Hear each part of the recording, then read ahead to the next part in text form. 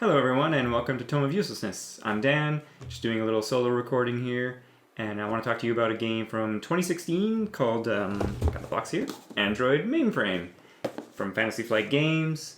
It was created by Jordi Janae, I want to say that, and Gregorio Morales. Sure I butchered those names, sorry. But this game is actually kind of interesting because it's actually a reskin of a game from 2013 called Bauhaus, I believe. And what they did is they reskinned it to the Android theme and added a mechanic that I really like. And I do like the Android theme that Fantasy Flight has created. You know, they have other games in there. And I like that because it's like very similar to Shadowrun, and I'm a big fan of that kind of cyberpunk, kind of theme. And in this one, you play hackers, or runners, I guess, that you're infiltrating, a server, and you're just trying to get data and money. And basically it's whoever has the most at the end of the game is the winner. So a pretty simple kind of, concept to grasp, and similar to when I spoke about Lords of Waterdeep, where your understanding of the Android universe doesn't give you any kind of special insider knowledge or anything like that. So it doesn't, no one's at a disadvantage for not knowing the factions in the universe, as it were. Like I said, each player does get their own runner, and they all come with their own kind of special cards, which is the mechanic, like I said, that was added to the reskin. I really like that kind of thing where, again, it kind of just adds replayability because you might not play the same character every time, and even within that, there are 5 cards that each character gets, but you only get 3 of the 5. So even right there, there's a difference in potentially every game you play. I think a lot of times when I like to play this kind of game, similar to, like I said, in Lords of Waterdeep, where it's like, I'll shuffle up the, say 1 card of each runner, and you just deal it out. So you don't even get to pick. And so, again, that just kind of creates a more random game experience, and, again, changes the replayability. The gameplay in this game, talking a little bit about it here, it's quite simple if you're listening to the audio here, but the board is just a grid, and there are spaces for player markers. I believe they're called, I think they're nodes, and then you get, there are lines where you can place barriers, and what you're trying to do is section off territory with your marker, and whoever has, again, like I said earlier, whoever has the most of that at the end of the game is the winner. But what's kind of interesting about this one is placing the barriers is set by cards, which I'll talk about in a second here, or your own player cards, as well as you can place them anywhere. So you can kind of get involved with what other players are doing, of course. If you see somebody's building something up, you can kind of, mess around with it, or just like section it off to kind of eliminate their build-up, which is something I didn't think about in some of my earlier games until my friends started doing it. But it's a good tactic, and it's definitely one of those things where it's not that difficult of a game, which is why I'm kind of talking about it, and I wanted to introduce some players to it. Kind of family weight-esque, because it's just, you just play the cards, do the grid. But when you're playing it with some gamers or more experienced players, it definitely becomes more cutthroat, more interesting, and not as simple of a game, just because you're thinking ahead, of course, to try what you're trying to build, but everyone's trying to do their own thing and stuff like that. So it becomes very interesting, I found, playing it with, like I said, with my friends that we play a lot of games, so it gets very interesting. So yeah, at the beginning of the game, every player is going to place down some of the node markers, and you're going to play the cards here. There's a stack of cards. There's always 4 of them out, and then there's like the deck, and they will show you how you can place the barrier lines. And so, for example, there's like L-shaped ones and zigzags and like T-shapes, and what you have to do is, similar to Tetris at least, you can kind of spin them around to fit where you're trying to put it in, but you have to put the entire sequence or the entire shape down on the board. You can't, like this one's made up of 3 bars, you can't just be like, oh, I'll just use 2 of them. You have to put the whole thing down. So again, that changes, or it just makes it, can lead to some analysis paralysis, or where you're trying to just figure it out, because you're like, okay, I like that shape, but how can I make it work? So that can take some effort. You also can't, flip it like it's an L. You can't mirror it and stuff like that. So, but you can spin it around to your advantage.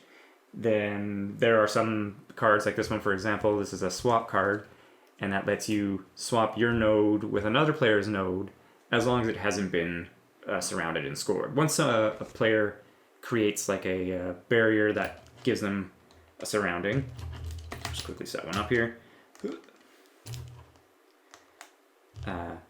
That player's node flips over and then becomes like you can't modify it, you can't manipulate it, and even the barrier that creates this scoring can't be changed. So it's set at least. So you can at least be, happy that you managed to set that up.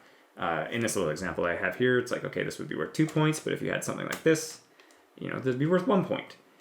And you can do it so that you have multiple of your nodes within the same kind of setup, and that actually counts for double the points, which is an interesting kind of thing where it can really amp up. If you manage to just score, like even this would be worth 4 points just because of that. So it can be a powerful move to try to get that kind of thing to happen.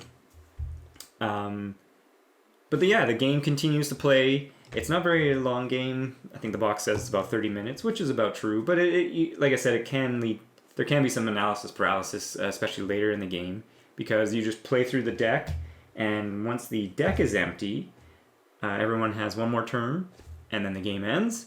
Or if you get into a situation where no move can be done legally with the cards, or placing down a node or anything like that, then the game ends. Or if every player passes, which I think I've seen that scenario occur.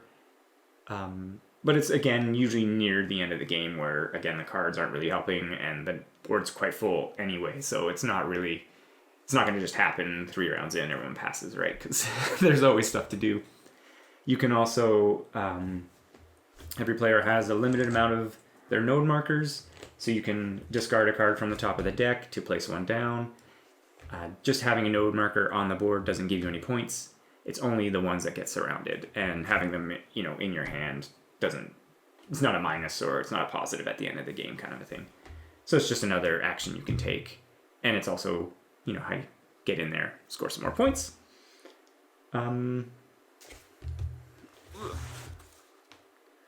Let's see. Like I said, it does do 2 to 4 players, and I've played in, I think, every scenario of 2 to 4, and it scales well, and the game just changes when you're playing, of course, 2 players. It's just more back and forth, and you have more territory to work with, and when you scale up to 3 and 4 players, it just becomes more cutthroat.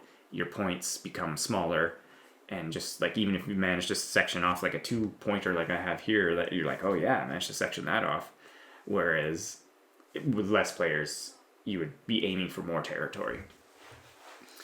And like I said, I do like the theme, just because, again, I like that Android theme, and this game does fall under like an abstract kind of game, like a Go or something like Polarity or anything like that. Whereas basically it's like you're trying to, build your territory, mess up your opponent's territory, protect yours at the same time, but it's very much just kind of like, it's just a grid.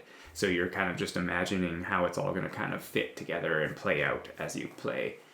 And, use the cards and hope a card comes up that you're looking for kind of a thing. Because that's one of the things I do like as well, is, like I said, the random cards you get from their player deck, as well as the stack here. You shuffle the deck, of course, before you start playing. So the cards are going to come out in a crazy order, or, you might get just a bunch of swap cards in a row kind of things. You just don't know what you're going to get. So the game plays out differently every time, which I always like that. Increases the replayability. It's, a lot of fun. Not too long of a game. When I was writing up my notes, I was trying to think of what I didn't like about the game. The only thing I don't really like about the game is I'm just not that great at it. But that's why you play, you try to get better and increase and become better at the game.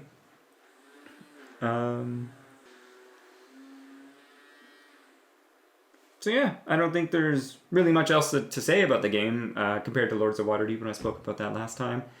Definitely less complex of a game, more of an abstract kind of thing, but still a lot of fun. Like I said, there's no reason really why some people, the first playthrough, of course, people are going to make mistakes and not understand it and stuff like that, but 3 playthroughs in, you pretty much, you'll be ticking away and trying to get those boxes closed up and section off that territory for yourself. So highly recommend Android Mainframe. Check it out. Yeah. If you're looking to contact us, you can get a hold of us at tomeofuselessness@gmail.com. We also have our website, just tomeofuselessness.com.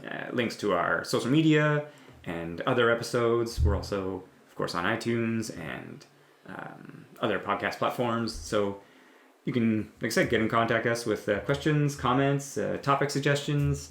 We welcome all that kind of stuff like that. And thanks for listening or watching. And have a great day.